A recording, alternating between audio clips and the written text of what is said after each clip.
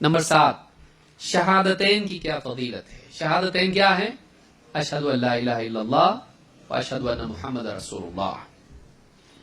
عن عبد الله بن عمرو بن العاص رضی اللہ عنہما قال قال رسول اللہ صلی اللہ علیہ وسلم ان اللہ سيخلص رجلا من امتی على رؤوس الخلائق یوم القیامہ. عبداللہ بن عمرو بن عاص رضی اللہ تعالیٰ عنہ کہتے ہیں کہ اللہ کے رسول صلی اللہ علیہ وسلم نے فرمایا قیامت کے دن اللہ تعالیٰ میری امت میں سے ایک شخص کو سارے لوگوں میں سے چن کے بلائے گا. فینشر علیہ 99 سجلا کل سجل مثل مد البصر. اس کے گناہوں کے 99 دفتر کھولے جائیں گے. بہت بڑا سپر پاپی ہوگا یہ. کتنے؟ 99 دفتر گناہوں کے اس کے ہوں گے، اور جہاں تک اس کی نگاہ جاتی وہ دفتر ہوں گے، نہیں اتنے گناہ اس نے زندگی میں کیے ہوں گے. ثم یقول اتنکر من ھذا شیئا. اس سے پوچھا جائے گا یہ جو سب کچھ ہے اس میں سے کسی چیز کا تجھ کو انکار ہے؟ میں نے نہیں کیا تھا، ہاں کچھ ہے ایسا بولنا؟ فیقول اللہ یا رب. کیا بولے گا؟ اے میرے رب میں نہیں، میں آئی ڈونٹ ڈینائی، ہاں میں انکار نہیں کرتا، ہاں واقعی میں نے گناہ کیے ہیں، میرے ہی ہے. فیقول اظلمک کتبتی الحافظون. اللہ پوچھے گا اس سے ہمارے نیکی اور گناہ لکھنے والے فرشتوں نے تیرے پر ظلم تو نہیں کر دیا؟ زبردستی تیرے سر منڈ دیا؟ ہاں ایسا تو نہیں ہے نا، زبردستی لکھ دیا اپنی طرف سے، لکھا ایسا، ظلم تو نہیں کیا انہوں نے؟ فیقول لا یا رب. وہ کیا بولے گا؟ نہیں اللہ نہیں، ایسا نہیں ہے، یہ سب میرے جانے پہچانے گناہ ہیں، یہ سب میرے ہیں، یہ انہوں نے زبردستی نہیں لکھا. فیقول افلک عذر. تیرے پاس کوئی ایکسکیوز ہے، تیرے پاس کوئی عذر ہے؟ ایسا نہیں تھا، وہ ٹینشن میں تھا، ایسے حالات تھے، یا کچھ تیرا عذر ہے کچھ ایسا؟ او حسنہ، یا کوئی نیکی ہے تیرے پاس؟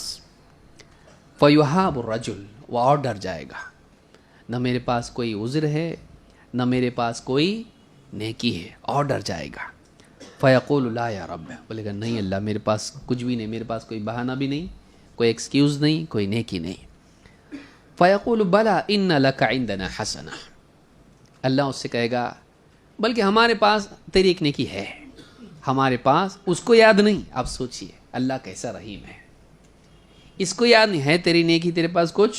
بولے گا نہیں میرے پاس کچھ بھی نہیں ہے. اللہ تعالیٰ ہمارے پاس تیری ایک نیکی ہے. بلا ان لک عندنا حسنہ فإنہ لا ظلم علیک اليوم.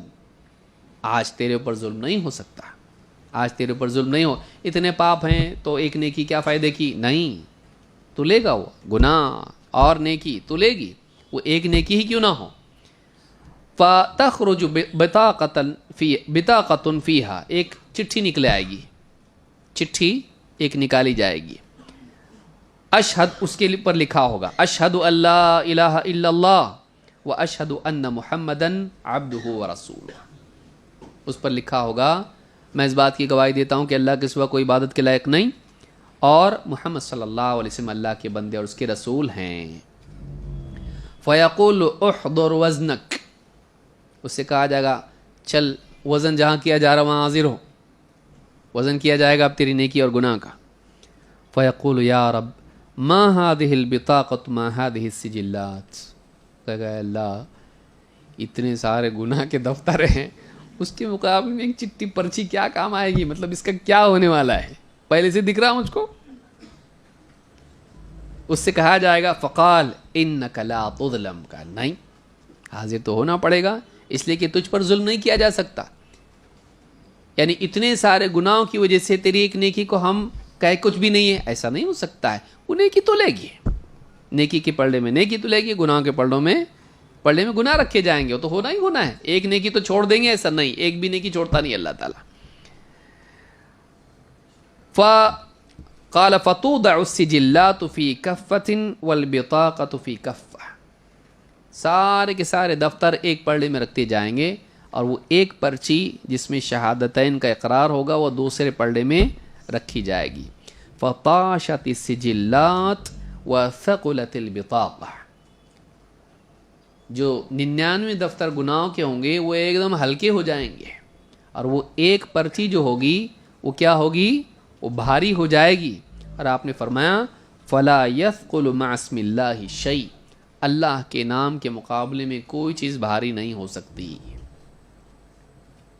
اس حدیث کو امام احمد، ترمذی، ابن حبان، حاکم اور بہقی نے شعب الایمان میں روایت کیا ہے، اور صحیح الجامع الصغیر میں شیخ الالبانی کہتے ہیں کہ یہ صحیح ہے، حدیث نمبر 1776۔ تو کیا اس کا یہ مطلب ہے کہ کتنے بھی پاپ کرو آخرت میں کلمہ پڑھنے والا نیکیاں اس کی غالب آ جائیں گی، جہنم میں کوئی نہیں جائے گا؟ جائے گا۔